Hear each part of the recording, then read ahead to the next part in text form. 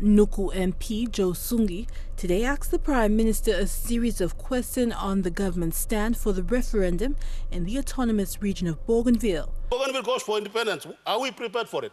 So, Mr. Deputy Speaker, can the Prime Minister tell us when the bipartisan committee report will be presented in Parliament?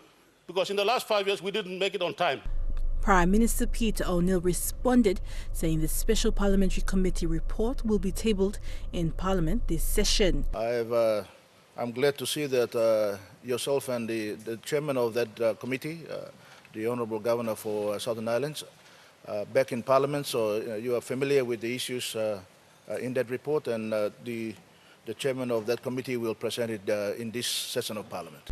The Prime Minister also said the government will be part of Bougainville's decision on whether they want to be a part of PNG or look to independence. Not for ABG alone to set that question. The question has got to be set jointly so that we can be able to put it to the people of Bougainville. Second issue is that whatever the outcome, whether they vote for or vote against, whatever the outcome of that referendum has to be endorsed by this Parliament.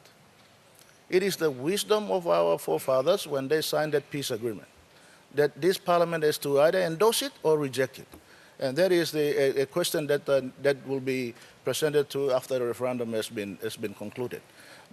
A supplementary question was then raised by ECPIC Governor Alan Bird on how the O'Neill government has assisted Arab for preparations for the referendum.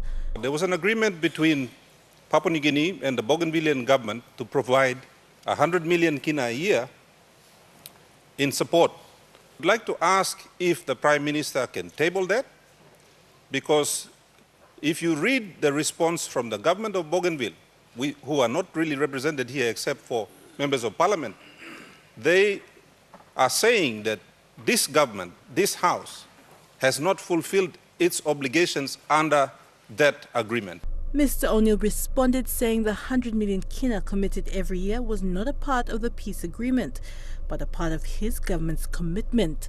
The agreement together to give 100 million kina a year on support for infrastructure and development on Bougainville. Nothing else. And Mr. Speaker, since 2012 we have been fulfilling that. 2012 we've given that money to ABG. And when I did not see the evidence of infrastructure development on Bougainville, I changed it in, I think, 2015. I changed it to making sure that national government intervenes in delivery of infrastructure and services on Bougainville. The Special Parliamentary Committee report on Bougainville is expected to be tabled in Parliament next Thursday. Adelaide Xerox Kari, National, EMTV News.